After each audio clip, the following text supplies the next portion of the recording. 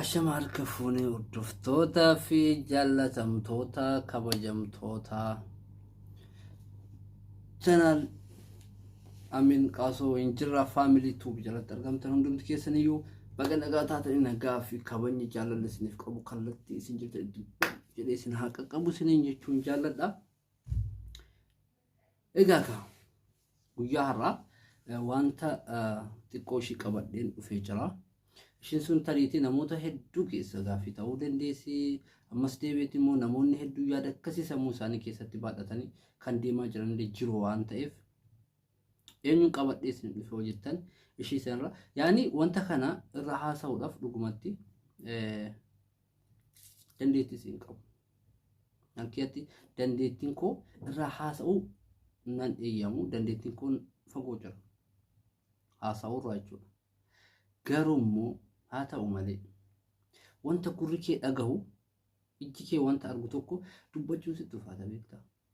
Wanta badu tokko yoo argitu sitti dhagahama. Wanta tole tokko yoo argitu illee immoo wanta tolaa san waaw wanti sun gaariidha jettee waan san adannaquudhaaf yookiin waan san jajuudhaaf dubbisuun waan sii turuuf jennaan dubbachuuf dubbiin sii mudda beektaa. Wanta badaa dubbatamu yoo argite immoo wanta badaa dubbatamu sana akkamitti wanni kun dubbatama wanni kun maaf kana ta'e jettee wanta badaa sana immoo akka namni irraa baratuuf wanta badaa sana hamma beektu tokkoon dubbadhu si godha beektaa. Haa ta'u dubbi wanti akkasii sun sammuu keenya keessa waan jiruuf hin dubbachaadha malee wanta karaa dubbachuuf tasumallee dandeettii ittiin qabu jiru. Eenyu qabadhee isin dhufe? Jawwee qabadhee isin dhufeera. Jawwee qabadhee isin dhufe. Jawwee kana maalirraa haasa'uu mucaan kun hojjetan likkiitti mufan dhufe maaliif jennaan wanti likkiitti muna barbaachisuuf maaliif aarsaan Oromoof ta'e irratti jechuudha. Amma yeroo ammaa kanatti uummanni Wallagga irratti akkasitti diroonidhaan roobsamanii akka nama caacutti lukkulee dhumeetti bakka tokkotti uummanni maatiin tokko nama 7 nama 9 meeqaan bakka tokko dhumanii jiru. Qarqaarsa nu barbaachisu wanta dandeenyu qarqaarris jirra. Haa ta'u garuu qarqaarsi kun immoo kan har'aa osoo hin taane hamma dhumaatti uummata keenya rakkatu uummata Oromoo keenya bira dhaabbachuun dirqama keenyadha. Kana beekuudha qabna. Uummata keenya kana qarqaaruun dirqama keenyadha. Kanaaf wanti nurraa eegamu qarqaarsa uummata keenya qarqaaruudha. Namoonni hedduu yaada isaanii kennatanii jiru. Namoonni hedduun dhaadannoo garaagaraa taasisanii jiru. Qarqaarsas taasisanii jiru. Waa baay'eetu jira. Eenyumaa ta'e hanga anaan bahutti waan qaburraa namni hambifatee hin jira jedhee yaadu. Uummata Oromoo Wallaggaa irraatti. Uummanni Oromoo Wallaggaa dheengadda buqqaanii turan achirratti dhumanii turanii akka mixiitti lafatti roobsamanii gubatanii jiru bakka tokkotti. Qabeenya isaarraa kanaaf ammoo badanii jiru. Isaan bichaa miti. Uummanni Oromoo rakkatanii duraanuma uummanni Oromoo rakkatu mara dhufaa jiran. Isaan dura Booranatti iddoo meeqatti uummanni keenya qooqaaf wantoota meeqan rakkataatiin turre. Uummanni keenya rakkataan turre. Rakkataa turan. Hamma danda'u namni hundummoo wanta qabuun qarqaaraa turanilleedha. Garuu immoo kan dheengaddaa Wallaggaa taasifame tariitii madaan keessa keenya jira. Kurfinee taphannee wanta biraa hojjennu jireenya keenya waa'ee sana argannee afaan naqannaaf jireenya keenya fa'aa gadi jennee sun dabarsinu malee keessi keenya madaadha jechuudha. Hagarraatti fayyinu waggaa 1000 dhaallee fayyinu jechuudha. Mataa ilma namaa muranii fannifatan mukatti fannifatanii deemanii jira. Fayyuu hin dandeenyu jechuudha. Yaa ta'u malee garuu dubbachuurraa namni haadhiisu malee keessaa madaa qaba jechuudha. Namni dubbachuu dhiisan jiru jechuudha. Haa ta'u maaliif kana isin kaasee beektanii amma dhiyeenya kanatti wantoonni haasa'amaati jiru. Indi Jawaar Mohaammed akkas ture miti maaf haasa'uu dhiise maaliif nama akkasii ta'e jechaa turanii. Inni kun kanuma osoo gadi bahee wanta haasa'u hin beekne waan irraa dubbatu hin beekne suuraa isaa fuudhanii irra deemu mataa garagalchanii natti ulfaate dhugaa rabbi suuraa isaa qabadhee miti suuraa isaa uffadhee taa'ee irraa haasa'u natti ulfaate jechuudha. Jawaar Mohaammed garuu ilmi namaa Oromoon keessumattuu manni Oromoo jechuudha. Wal cabsaa osoo jedhanii baay'ee perfectidha.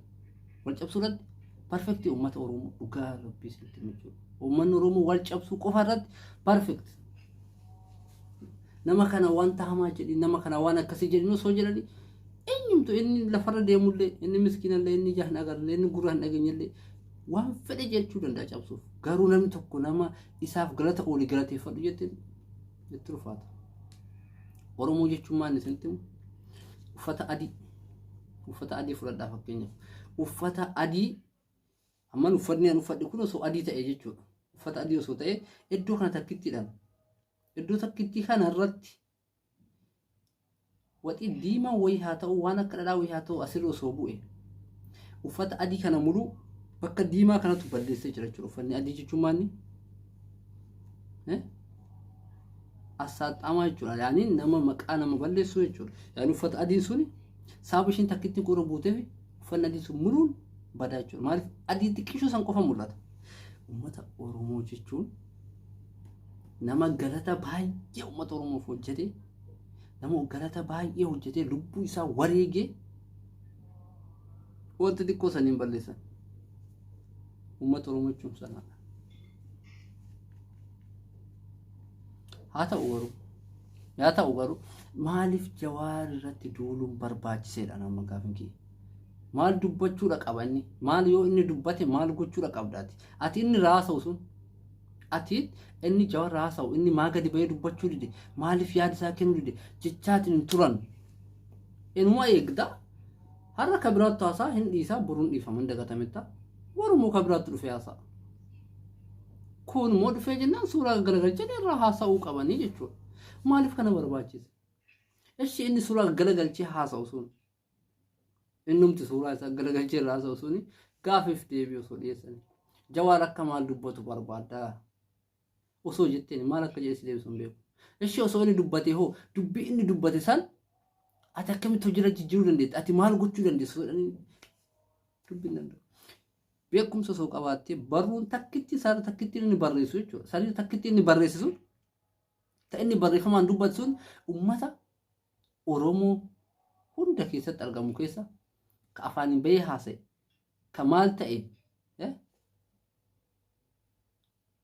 isaanii olitti barruu takkitti inni barreessuun qomna garatti hiikkatti jechuudha barruu takkitti sun gaara kanaaf galata guddaa qaba dhugaa rabbisitti Jawaar irraa dubbachuudha miti irraa dubbachuu miti isa jajuun natti ulfaatan taa'e maaliif sadarkaa kiyya kanaan beekumsa kiyya kanaan bakka ofii jiru kana taa'e maqaa isaa dhee galateeffatuun natti ulfaatan dhugaa isinitti hima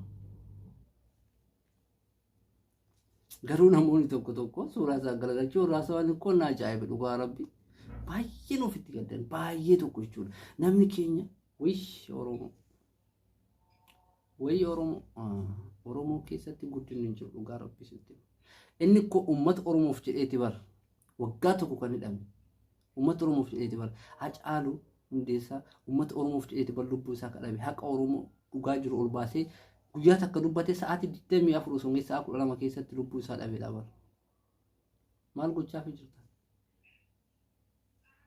erganni bade boo'ichi qarqarsin qarqarta maal bu'aa qabaaf ishii Jawaar Muhammad isiniif jedheeti amma yaa oromoo kana beet yaa oromoo yeroo amma dubbatamu nadhii gammadaa kan dabreef booyu elemoo qixxu jedhu kan darbeef booyu guutata darbeef kan darbeef booyallaan maal gochuuf booyumee kan darbe sanii darbe seenan isa yaadataa seenan isa yaadatuun akka jirutti garuu kan jiru gaafa Jawaar Muhammad manadhaa keessa taa'ee too'i achitti nyaata inni didee qaama isaa hundi jijjiirramee inni achi keessatti rakkachaa ture san ummata oromoo jecha achitti rakkataa ture san eenyudha kan isaaf waa godhe odoo inni achi keessa jiruuti bara filannoo kan geggeessaa turtan biltiginaas filadhu kaafaa'oo filadhu waa fete filadhu osoo inni achi keessa jiru filannoo geggeessan bara dhugaa rabbitti filannoon geggeeffamu jennee yaannetti hin beeknu bara